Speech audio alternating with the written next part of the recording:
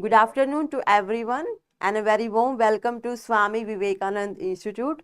जैसा कि आपको पता है कि हम लोगों ने स्टार्ट कर रखी थी research aptitude unit number 2 of paper 1। तो आपकी जो यूनिट नंबर 2 है वो आज आपकी फिनिश हो जाएगी, because this is your last topic of that unit. Then we will move on to the next unit. आपकी जो है research aptitude is very very important, जिसके अंदर से आपके बहुत सारे क्वेश्चंस आते हैं, लाइक टाइप्स ऑफ क्वेश्चंस थे, टाइप्स ऑफ रिसर्च थे, टाइप्स ऑफ आपकी रिसर्च के अंदर भी जो आपके एग्जांपल्स आपने करे हैं, एक्सप्लोरेटरी, एक्सप्लेनेटरी, एक्सपेरिमेंटल रिसर्च, वो आप लोगों ने किया है अच्छे से। हम लोगों ने यहाँ पे लाइव क्लासेस कंडक्ट करी हैं तब, एंड उसके अलावा जो है आप लोगों ने स्टेप्स ऑफ रिसर्च करे हैं बहुत अच्छे से। हम लोगों ने स्टेप्स ऑफ रिसर्च भी कर चुके हैं।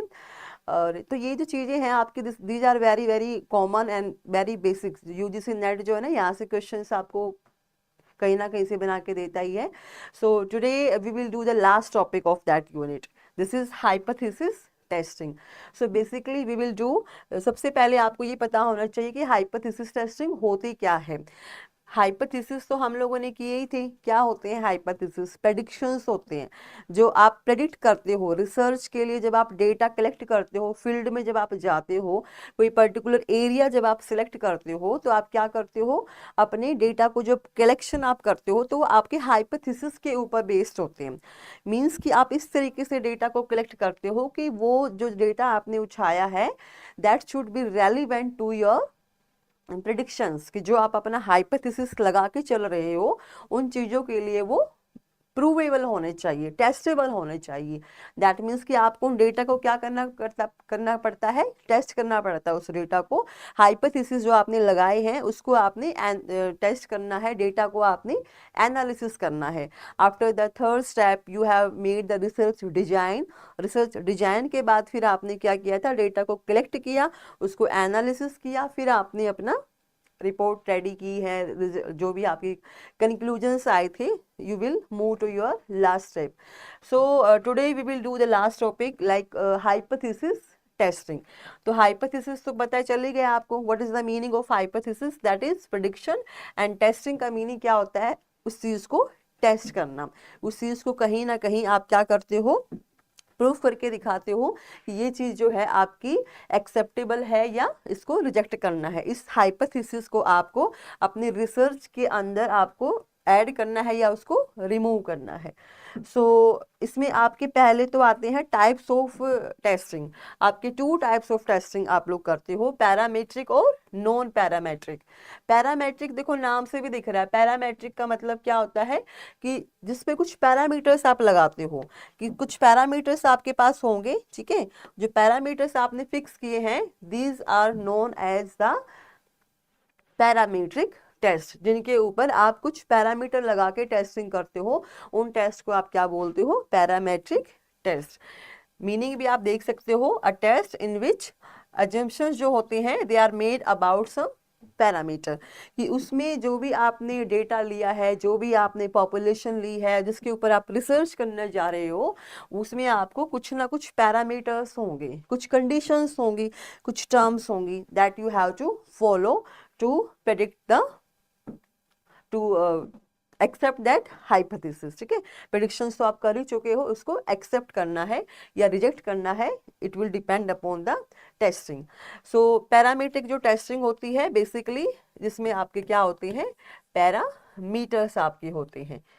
नाम से ही दिख रहा है, जिसके अंदर पैरामीटर्स होंगे तो वो आपकी पैरामीट्रिक टेस्टिंग हो जाएगी। डेफिनेशन आपके सामने ही है। फिर आपका आता है non parametric testing. Non parametric के अंदर क्या आता है आपका, इसके अंदर आप लोगों के कोई पैरामीटर नहीं होते, यू कैन सी, ओके।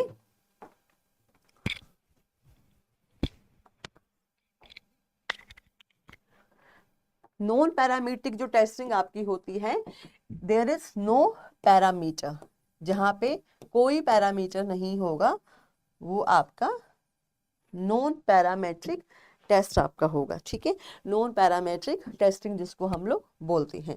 तो डेफिनेशन इज सिंपल, जिसमें पैरामीटर होंगे तो पैरामेट्रिक टेस्टिंग होगी, इसमें पैरामीटर नहीं होंगे तो वो आपकी नॉन पैरामेट्रिक टेस्टिंग होगी। ठीक है ना।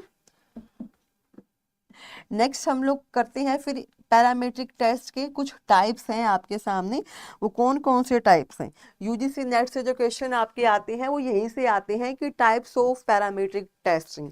तो उसमें आपको ना कुछ ऑप्शंस दे देंगे और ऑप्शंस में से आपको सेलेक्ट करने हैं कि कौन सा जो ऑप्शन है आपके लिए फिट है, कौन सा ऑप्शन जो है इसमें करेक्ट है कि पैरामीट्रिक टेस्टिंग जो है उसका टाइप कौन सा है आपका। तो एक तो आता है आपका टी टेस्ट। सबसे पहले you have to remember T test, कि टी टेस्ट होता क्या है। टी टेस्ट कौन से टाइप का टेस्ट है आपका, पैरामीट्रिक है, नॉन पैरामीट्रिक है, ये कैसे टाइप का टेस्ट है, तो वो आपको बताना है।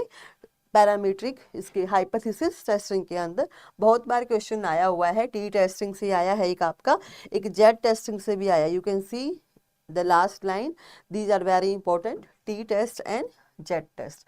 जो टी टेस्ट है पहले तो इन्होंने बता दिया है N is greater than less than 30।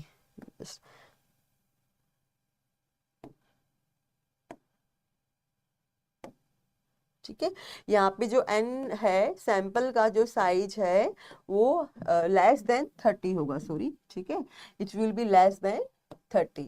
मतलब स्मॉल के लिए आपका यूज करते हैं, स्मॉल सैंपल के लिए आपका यूज करेंगे टी टेस्ट। तो टी टेस्ट से कई बार क्वेश्चन आता है कि जो सैंपल साइज है वो आपका कितना होना चाहिए। लार्ज सैंपल के लिए आप कौन सा टेस्टिंग यूज करते हो, स्मॉल के लिए कौन सी सैंपल कौन सी टेस्टिंग आप करते हो। तो स्मॉल के लिए you will pick up the T test, जिसके अंदर आपका क्या होता है कि आप मीन्स को टू इंडिपेंडेंट ग्रुप्स होते हैं उनको आप कंपैरिजन करते हो। पेयर्ड सैंपल टी टेस्ट होते हैं, compare means from the same group at different time. Different time अलग होगा लेकिन कहीं ना कहीं आपके जो सेम ग्रुप होगा वहां से आप सैंपल्स कलेक्ट करते हो सेम ग्रुप से, ठीक है। Compare the means from the same group, group will be same but time will be different, ठीक है। रिपीटेड मेजर्स हैं, फिर एन जो है वो should be less than 30। If the size of the sample is less than 30 then we will use the T test. फिर आपका आता है analysis of variance. Analysis of variance को हम लोग बोलते हैं शॉर्ट फॉर्म में एनोवा। एनोवा मतलब यू कैन सी, एनोवा जो है आपका, एनोवा ये है एनोवा, ठीक है। A N stands for analysis, जो ए एन आपका है it stands for analysis, you can see A N stands for analysis and O for of and variance is V. तो एनोवा जो होता है आपका, this is analysis of variance आपका है, use to compare means of more than 2 groups. 2 से ज्यादा group का अगर आपको मीन कंपेयर करना है तो आप क्या यूज करते हो, एनोवा आप यूज करते हो, ठीक है। फिर एक आपके वन वे एनोवा है, एक आपका 2 वे एनोवा है। तो 1 वे नाम से भी दिख रहा है, test that effect of a single factor on a continuous outcome, कि सिंगल फैक्टर को मेजर करने के लिए 1 वे आप यूज करते हो and it measures the 2 factors, 2 factors के लिए आप यूज करते हो 2 वे एनोवा। इसके अंदर आपको ये चीज ध्यान रखनी है।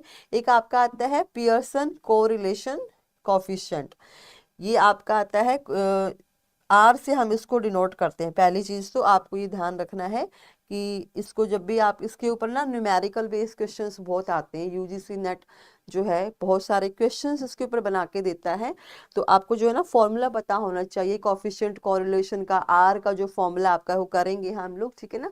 तो आर का जो फॉर्मूला है वो आपको पता होना चाहिए, कोरिलेशन कॉफिशिएंट है, और उसके अलावा एक आपका लीनियर रिग्रेशन है। फिर आपका लास्ट है Z test. Z test is also very important. इसके अंदर बस आपको ये ध्यान रखना है एक तो कि इसमें पॉपुलेशन जो वेरिएंस होता है ना यहाँ पे नोन होता है जबकि यहाँ पे अननोन होता है, क्योंकि टी टेस्ट अपने आप में ही बहुत ही स्मॉल सैंपल हम उसके अंदर ले रहे हैं, तो वहाँ पे पॉपुलेशन जो वेरिएंस है आपका वो क्या होगा, अननोन होगा। बट यहाँ पे पॉपुलेशन वेरिएंस जो होगा, वेरिएशन जो भी उसके अंदर हो रहा है पॉपुलेशन के अंदर, वो आपका नोन होगा। You have the proper knowledge about that. And Z test की जो यहाँ पे वैल्यू जो होती है सैंपल की ग्रेटर देन 30। एंड जो है अगर आपका लार्जर है, बड़े साइज के लिए आप यूज करते हो Z test, small sample size के लिए you will use T test. उसके बाद है आपका एफ टेस्ट। एफ टेस्ट जो है it was given by Fisher. F test जो होता है ये आपका फिशर ने दिया था, थोड़ा सा इसको आपको याद रखना है। FISHER. So Z test is also given by Fisher, F test also, and it is used to compare two variants. ये use किसके लिए करते हो आप? जब आप two variants को comparison आप करते हो to determine if they are significantly different, कि दो आपके पास variants हैं, उन दोनों के बीच में आपको क्या करना है? एक difference you want to find out, you want to measure some kind of difference, so you will use the F test, you will use the variance ratio test भी आप इसको बोलते हैं। कहाँ पे यूज करते हैं? You can C comparing variance between two population, दो पॉपुलेशन के बीच में जब आप वेरिएंस को कंपेयर करते हो, you want to find out the difference, then you will use the F test. In ANOVA, analysis of variance to test more than two group means you can see in regression and analysis to test the overall significance of a mood.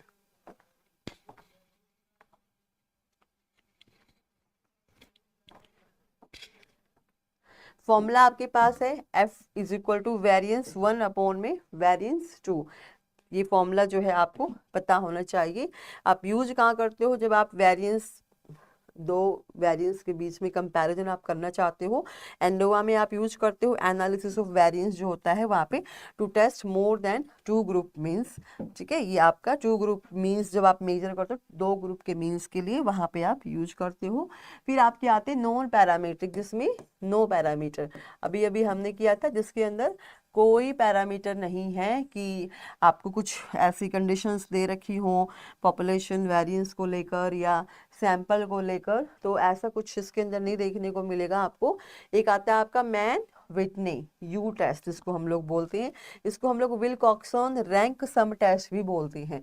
This is Wilcoxon signed rank test and this is Wilcoxon sum test, ये आपको ध्यान रखना है।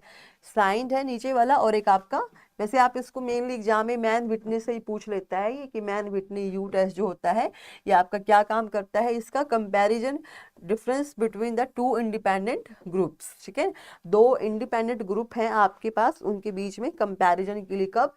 जब आप non parametric आप testing करना चाहते हो उस टाइम पे आप लोग इसको यूज करते हो। एक आपका है विल्कॉक्सन साइन रैंक टेस्ट है, टू रिलेटेड सैंपल्स उनके बीच में कंपैरिजन आप करते हो on a single sample alternative to pair T test. जो टी टेस्ट आपने किया है पैरामेट्रिक के अंदर, उसी का एक तरीके से alternative you can say for the non parametric testing. फिर आपका एक आता है तो स्केल वैल्यूज एच टेस्ट है, और एक काई स्केल हो जाता है आपका। ये तीन चार जो टाइप्स हैं आपके मेनली एग्जाम के अंदर इसी से पूछ लेते हैं। और एक आप ये ध्यान रखना, ये भी आपका क्या है? दिस इज ऑल्सो, जहाँ पे सैंपल साइज जो होगा वो आपका ग्रेटर देन 50 होगा। ठीक है ना, ये भी कई बार एग्जाम में पूछा जाता है, पैरामीट्रिक का ही आपका ये टाइप है। You can see H test जो होगा ये कंपैरिजन किस करता है? किसके बीच में? More than two independent groups के बीच में। Alternative to one way and ANOVA, एक तरीके से वन वे एंड नोवा का ये अल्टरनेटिव है नॉन पैरामीट्रिक टेस्टिंग के दौरान जब आप करते हो, उसमें आप लोग इसको यूज करते हैं। ठीक है, तो ये आपका है Mann Whitney alternate to T test है आपका, एंड ये पेयर्ड टी टेस्ट है विल्कॉक्सन जो साइन है, एंड द लास्ट वन जो एच टेस्ट है ये आपका क्या है? एंडोवा का ही एक अल्टरनेट है। ठीक है, लेकिन वो नॉन पैरामीट्रिक के लिए। और एक आपका ये है chi square you can C, and जो है आपका वो ग्रेटर देन 50 इसमें होना चाहिए। ठीक है, फिर आपके आते हैं ये तो अच्छी आपकी टेस्टिंग पैरामीट्रिक और नॉन पैरामीट्रिक, इन दोनों के बीच में हमने डिफरेंस करना था सिर्फ, क्योंकि एग्जाम में ना आपसे इनके बीच में डिफरेंस तो नहीं पूछते हैं, लेकिन हाँ उसमें ये पूछ लेते हैं कि टाइप्स ऑफ जो पैरामीट्रिक टेस्ट है इसमें से कौन सा नहीं है, तो ये आपको पता होना चाहिए। और कुछ कई बार सैंपल से पूछ लेते हैं कि टी टेस्ट के अंदर स्टेटमेंट बेस्ड ऐसे क्वेश्चन होते हैं ना, कि टी टेस्ट के अंदर क्या होता है कि सैंपल जो होता है वो आपका लेस देन 30 है, एंड सेकेंड स्टेटमेंट में ये कुछ इस तरीके से ये डिनोट करते हैं कि जो टी टेस्ट होता है वहाँ पे पॉपुलेशन इनवेरियंस जो होता है, पॉपुलेशन वेरियंस जो होता है वो नोन होता है या फिर अननोन होता है। वो ऐसे करके फिर स्टेटमेंट में असर्शन रीजन करके ना ऐसे क्वेश्चन आते हैं इनसे मेनली, तो वो आपको करने हैं टी टेस्ट के। और उसके बाद फिर आपका है कुछ फॉर्मूला भी पूछ लेते हैं उसमें। टी टेस्ट का जो फॉर्मूला होता है वो आपका एक्स बार माइनस म्यू नोट अपॉन में सिग्मा अपॉन रूट एन करके होता है, ठीक है। तो ये जो एक्स बार है, म्यू नोट है, mean deviation, standard deviation, sigma है, ये सब आपको गिवन होंगे। वो बहुत कम पूछते हैं क्योंकि ऐसा होता है कि यूजीसी क्या करता है कि अल्टरनेट लाइक जहाँ तक हम लोग एनालिसिस करते हैं एग्जाम को लेके, तो 2 से 3 अटैम्प्ट मतलब 2 से 3 पेपर जब ये सेट करता है उसके बाद कहीं ना कहीं न्यूमेरिकल्स की तरफ मूव ऑन करता है। न्यूमेरिकल्स बेस्ड क्वेश्चन आपको देता है टी टेस्ट और जेड टेस्ट के ऊपर। तो आपको बेसिकली पहले ये पता होना चाहिए कि होते क्या हैं, ठीक है ना। टी टेस्ट क्या है, जेड टेस्ट क्या है, किसी और क्लास के अंदर पूरा डिटेल में करेंगे हम लोग, क्योंकि अभी टाइम कम है और अभी हमें जल्दी से जल्दी जो है आपका सिलेबस कर स्टार्ट कर चुके हैं, तो जल्दी से जल्दी जो है हम लोग करते हैं ख़त्म। टाइप 1 और टाइप 2 एरर, डिफरेंस है इन दोनों के बीच में। हम लोगों ने टाइप 1 एंड टाइप 2 एरर जो है ये थोड़ा सा पहले तो पढ़ेंगे इसके बारे में कि टाइप 1 एरर क्या होता है, टाइप 2 एरर क्या होता है आपका। तो टाइप 1 जो एरर होता है वो आपके कहाँ मिलते हैं, सबसे पहले आप हाइपोथेसिस जब टेस्टिंग करते हो ना किसी चीज़ की, जब आप टेस्टिंग करते हो तो डेफिनेटली कुछ ना कुछ उसके अंदर एरर होते हैं, कुछ ना कुछ आपकी कमियां होंगी, है ना, जो आपकी ऑब्जर्वेबल होंगी, जिनको आप दूर कर सकते हो। तो वो चीज़ें क्या है, टाइप 1 एंड टाइप 2 एरर। एक एरर आपका टाइप 1 टाइप का है और एक टाइप 2 टाइप का आपका। तो टाइप 1 एरर में क्या है, इसको हम लोग बोलते हैं false positive. This is known as false positive. ये आता कब है, जब आप रिजेक्ट कर देते हो नल हाइपोथेसिस को। हाइपोथेसिस की क्लास हम लोग ले चुके हैं बहुत अच्छे से। नल हाइपोथेसिस क्या थे, जिसका इंडिपेंडेंट और डिपेंडेंट वेरिएबल के साथ में कोई रिलेशनशिप नहीं था। लाइक वी वर सेइंग कि sugar intake will cause no overweight, कि शुगर इनटेक जो है वो ओवरवेट है या कोई और हेल्थ डिजीज है उसको वो नहीं इस तरीके से रिलेट नहीं कर पा रहे थे कि उस शुगर इनटेक ज़्यादा हो या कम हो उससे हेल्थ के ऊपर कोई इफेक्ट नहीं पड़ता है। तो वो नल हाइपोथेसिस का कहना था ऐसा। तो हाइपोथेसिस का नल जो था मतलब जीरो, नल मतलब जीरो की कोई चेंज नहीं हो रहा था। तो rejecting the null hypothesis when it is actually true, कि एक्चुअली ये ट्रू था, ये सच था, लेकिन आपने क्या करा, इसको रिजेक्ट कर दिया। तो रिजेक्ट करने के बाद क्या हुआ, वो हाइपोथेसिस जब आपने रिजेक्ट कर दिया तो वहाँ पे कुछ एरर आया, कुछ कमी आई उसके अंदर टेस्टिंग के दौरान। उस कमी को हमने नाम दे दिया टाइप 1 एरर का, that is known as false positive. False positive जिसको हम लोग बोलते हैं finding someone guilty when they are actually innocent. Like आपने एक बीइंग अ टीचर, आपने क्लास के अंदर किसी ऐसे बच्चे को आपने पनिश कर दिया है, पनिशमेंट आपने उस बच्चे को दे दी है जो कहीं ना कहीं उस पनिशमेंट उसके वो पनिशमेंट जो थी वो उसको नहीं देनी चाहिए थी आपको। वो किसी और बच्चे का उसने गलती करी है, किसी ने मिस्टेक करी है, आपने उस बच्चे को सजा दी है उसकी गलती की। तो वो क्या है आपका एक तरीके से कि आपने उसको तो रिजेक्ट कर दिया है उस बच्चे को जिसने जिसने गलती करी है, लेकिन आपने उसको सजा दे दी है जो इनोसेंट था, जिसका कोई कसूर नहीं था। तो वो आपका टाइप 1 एरर होगा जिसमें आप सच को स्वीकार नहीं करते हो, rejecting the null hypothesis when it is true. तो बेसिकली क्या है, डिनोटेड बाय अल्फा से हम इसको डिनोट करते हैं। ये भी कई बार पूछा गया है एग्जाम के अंदर। फॉल्स पॉजिटिव इसको हम लोग बोलते हैं, ठीक है, फॉल्स पॉजिटिव एंड अल्फा से आप इसको डिनोट करते हो। कलर है रेड स्टॉप, ठीक है। टाइप 1 जो है आपका false alarm, you can see ये आपका है। उसके बाद है आपका जैसे you can see you thought, अगर कोई फॉल्स अलार्म है, कई बार क्या होता है अलार्म जो बजता है मतलब रेड लाइट वाला जो है, लाइक रेड अलार्म जो होता है, कई बार सिंबल होता है किस चीज का, रेड अलार्म जो बजता है वो सिंबल इस चीज का है कि कुछ डेंजर्स है, कुछ ना कुछ गलत मिस हैपनिंग हो रही है कहीं, तो कुछ एक्सीडेंट होने के चांसेस हैं, कुछ ऐसा मतलब पर्टिकुलर सिचुएशन है कि जिस पे कंट्रोल करना बहुत जरूरी है। रेड अलर्ट एरिया जिसको हम लोग बोल देते हैं कि यहाँ पे मौसम वेदर फोरकास्टिंग ने बोला है कि इधर आना जाना मना है क्योंकि ये रेड अलर्ट एरिया है ना।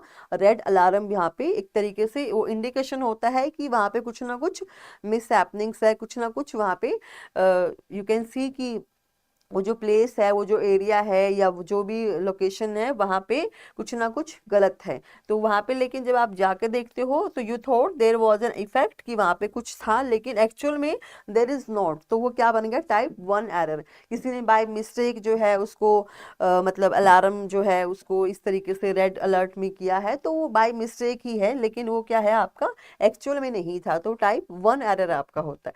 टाइप 2 एरर होता है फॉल्स नेगेटिव। एक तो इसको फॉल्स नेगेटिव बोलते हैं, डिनोट करते हैं इसको बीटा से, ठीक है। बीटा से हम लोग इसको डिनोट करते हैं। ऊपर वाला आपका अल्फा से डिनोट है, नीचे आपको टाइप 2 को हम लोग डिनोट करते हैं बीटा से। एंड इसमें डेफिनेशन क्या थी, इसको तो आपने रिजेक्ट कर दिया था। This is based upon rejection of true, and this is based upon failing to reject the null hypothesis when it is actually false. कि एक तरीके से आप फेल हो जाते हो किसको रिजेक्ट करने में, फॉल्स को, गलत चीज को रिजेक्ट करने में आप फेल हो गई। दैट मीन्स क्या हो गया कि आपने कहीं ना कहीं एक्सेप्ट कर लिया है किसको, सच को, कि आपने गलत चीज को रिजेक्ट करने में फेल हुए। तो that means accept of the true, है ना। एक failing to reject the null hypothesis when it is actually false, जब ये एक्चुअल में फॉल्स था, लेकिन आप इसको गलत चीज को एक्सेप्ट करने में रिजेक्ट हो रहे हो, फेल हो रहे हो। तो वो आपका लाइक एनालॉगी इसका एग्जांपल है लेटिंग गिल्टी पर्सन गो फ्री। कि कोई जिसने गुनाह किया था, जिसने सजा करी थी, उसको लेटिंग गो, ठीक है ना, आपने उसको जाने दिया, letting a guilty person go free. इस तरीके से डिनोटेड बाय बीटा, बीटा से आप इसको डिनोट करते हो। तो बेसिकली ये थे आपके टाइप 1 एंड टाइप 2 एरर। उसके बाद आप लोग देख सकते हो रियलिटी लाइक जो आपका ये है टाइप 2 एरर के अंदर तो फॉल्स नेगेटिव हमने किया है अभी, ठीक है, करेक्ट है आपका ट्रू। और जो टाइप 1 एरर है उसके अंदर है आपका फॉल्स, जो है वो करेक्ट माना जाएगा, ठीक है। टाइप 1 के अंदर आपका जो फॉल्स है उसको करेक्ट माना गया है, और टाइप 2 के अंदर ट्रू को आपका करेक्ट माना है इन्होंने, क्योंकि उसमें क्या था, एक्सेप्ट कर रहे थे आप ट्रू को, because you were failing to reject the false. कि जब फॉल्स को फेल करने में फॉल्स को रिजेक्ट करने में फेल हो रहे थे, तो कहीं ना कहीं आप एक्सेप्ट भी तो कर रहे हो किसी चीज को, दैट इज ट्रू। तो ये आपका ट्रू को करेक्ट माना है, इधर फॉल्स को करेक्ट माना है टाइप 1 के अंदर। ये आपके मेजर्ड है, ठीक है। This is the type 1 and type 2 error. I hope कि टाइप 1 टाइप 2 एरर है, पैरामीट्रिक टेस्टिंग है, नॉन पैरामीट्रिक टेस्टिंग है, ये सब आपका अच्छे से क्लियर हुआ होगा। तो ये जो यूनिट है आपकी, दिस इज ओवर टुडे। तो नेक्स्ट क्लास के अंदर हम लोग स्टार्ट करेंगे नेक्स्ट यूनिट, ठीक है। तो चलिए मिलते हैं नेक्स्ट क्लास में। Thank you so much.